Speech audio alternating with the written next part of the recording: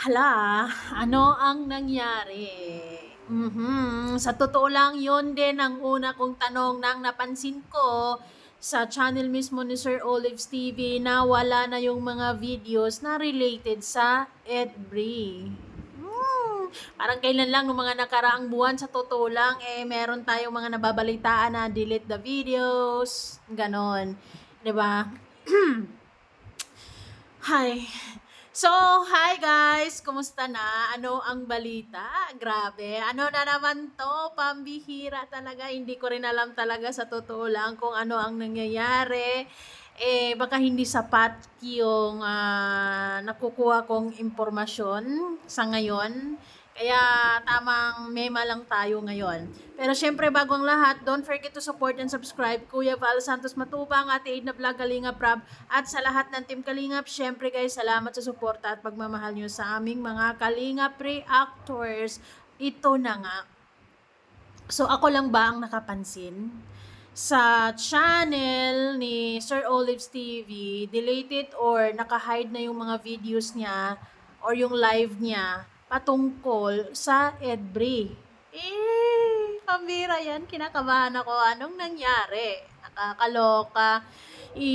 Iisipin mo talaga, nakapag-dinner naman na. After kasi nung dinner, sa totoo lang, hindi na nakapag-live si Sir Olives. And sa live ko kahapon, may nagtatanong kung bakit hindi na nag-live si Sir Olives. Ang tanong ko naman, dahil sa meron tayong nakikitang update kay Sir Olives na na-hospital yung anak niya, so yun yung sagot ko, na maaring naging busy lang si Sir Olives. Alam naman natin na busy talaga siyang tao, plus may ganun pang emergency, syempre, yun muna yung aatupagin niya. So, ito na nga, kagabi sa live niya, nagkanta-kantahan lang si Sir Olives doon, pero hindi siya nagpakita. So, marami sa mga pumupunta doon, sa mga viewers niya, na napapatanong kung bakit hindi nagpapakita. Pero, nung una kong pumasok doon, hindi naman ako nag-comment. And chinek ko lang yung channel ni Sir Olives kung ano nang mga nangyayari, maring baka meron siyang new uploads patungkol sa mga bagay-bagay. At ayun na nga guys, napansin ko na deleted na yung mga videos ni Sir Olives yung related sa EDBRI, yung interview niya kay Kalinga Pido patungkol sa closure at yung patungkol niya sa new chapter, wala na. And yung mga live niya nung mga nakaraan na patungkol sa EDBRI, wala na rin. Pambira yan, ano ang nangyari? So, hula-hula muna kayo guys kung ano ang nangyari dahil kinakabahan na rin talaga ako eh. Ayoko naman munang mag-isip ng negative syempre, 'di ba? Malay natin kung ano lang, baka may problema lang sa mga videos na 'yon at kailangang i-hide or kailangang i-delete or kailangang kung ano pa mang gagawin ni Sir Olives. Pero kung i-check nyo yan sa channel niya ngayon, wala na yung mga videos na sinasabi ko. Sa mga solid na, sa mga nakapanood na, sigurado ay alam nyo yan na kung anong mga uploads dyan ni Sir Olives na ngayon ay wala na. Nakakaloka. Ay, related kaya to sa mga issue-issue dahil nababalitaan nga natin na may mga sponsors na ayaw sa EDBRI, ganun. So, apektado kaya. Pero bakit naman? 'Di ba? Aware naman si Sir Olives talaga diyan na kapag magsisimula na yung EDBRI, although collaboration pa ang tawag nila ngayon, talagang hindi mo lahat mapapakiusapan or hindi lahat magugustuhan ang EDBRI, 'di ba? Pero syempre, kung marami namang sumusuporta, kung tuloy-tuluyan, later on, yung mga fans na hindi pa naka-move on ngayon ay sooner matatanggap din nila yan. Alangan naman na manatili sila doon. Wala na nga pag-asa. Pero, ayun na nga, dahil isa sa mga nagpo-push ng EDBRI sa mga reactor so far dito sa Kalingap, si Sir Olives, of course, and ako. Tapos yun na nga, napansin ko nga na si Sir Olives ay wala na nga yung mga videos niya doon sa channel niya. Nga ni, bakit? Hala siya! Ayaw kong magnega muna kasi yun na nga, may nakakausap ako and nag-open up ako sa kanya tungkol sa napansin ko. Pero syempre ayoko na munang sabihin na maaaring yun na nga ang rason. Medyo sensitive naman yung rason na naiisip niya. So maaaring isipin lang muna natin yung mga light, 'di ba? Yung mga common na ang isang YouTuber mag-hide ng video kapag copyright, ganun. Or kung ano man ang ano kaya, may problema kaya? May kumausap kaya kay Sir Olive sa Team Kalingap na wag mo na 'yan, 'di ba? Wag mo na ito. Pero bakit naman wala naman masyadong inilalabas si Sir Olive sa totoo lang Kumbaga masyadong ano lang naman nga masyadong pahapyaw lang naman yung ginagawa ni Sir Olives. Pero ewan ko. Sa tingin nyo guys, ano kaya ang reason? 'Di ba?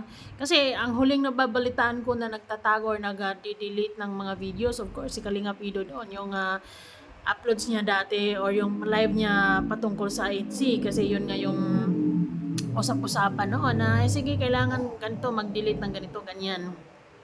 I don't know kung deleted ba or hinahide lang ni Kalingap Ido. Pero ito ngayon si Sir Olives, hindi kahit anong isip ko hindi ko maikokonekta kung bakit nawala yung mga uploads niya na medyo related sa Edbre sa totoo lang. Kasi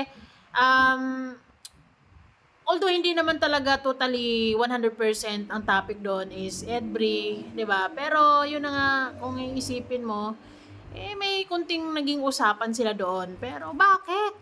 Ano kaya guys? Ano kaya sa tingin nyo kung bakit na-delete, kung bakit nawala, or hinide lang muna ni Sir Olives or private lang muna niya yung mga videos na yon? Palaisipan, di ba? Ano na, matutuloy pa ba tong Edbre or hindi na? Oy, naku po, maraming malulungkot, marami ding mga sumasaya dyan kasi hindi na matutuloy. Ay, hindi ganon. Matutuloy yan, sigurado. Kay Sir Olives lang, palaisipan lang yung sa kanya kung bakit niya private or deleted yung mga videos na yon. Sa true lang. Ang hirap naman kasi mag-isip ng kung bakit. Kasi wala din naman siyang di ba? So far kasi wala pa namang seryosong issue ang Edbre. Ang mga issue lang naman sa Edbre ngayon is yung mga ibang EDSI fans, ibang sponsor na hindi pa tanggap ang Edbre. Ganun naman talaga, normal, 'di ba?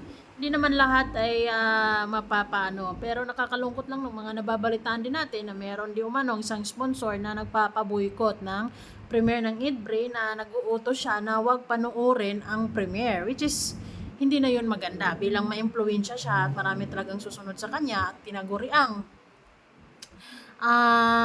'Di ba?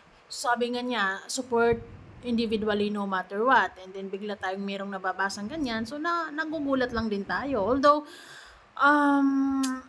hindi pa naman yan totally confirm kung nag-uutos ba talaga siya or kung ano man, 'di ba? Regardless, sa mga sponsors diyan, ingat-ingat na lang kayo sa kung sino yung makakausap nyo kasi maaaring masasangkot nga kayo sa mga ganitong usapin kapag ganyan. Pero ayun na nga. Ano ba, Sir Olives? Bakit ka ba nagpa-private ng mga videos na yon? Copyright?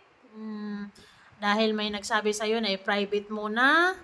Or merong nag-utos sa'yo? Or ano kaya guys ang posibleng rason sa tingin nyo?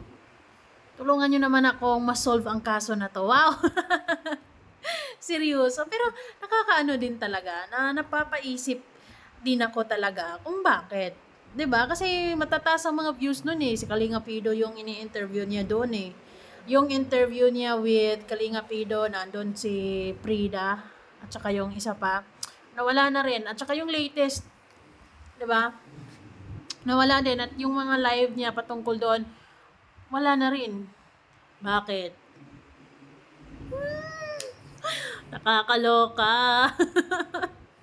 Bahala na nga kayo mag-isip. So, magkakaroon tayo ng part 2 sa usaping ito. Maaring meron kayong nalalaman, comment down below na lang. Or, bahala na. Tayo. Malalaman natin yan. Kung mag-live ulit si Sir Olives. 'Di ba? Yun lang.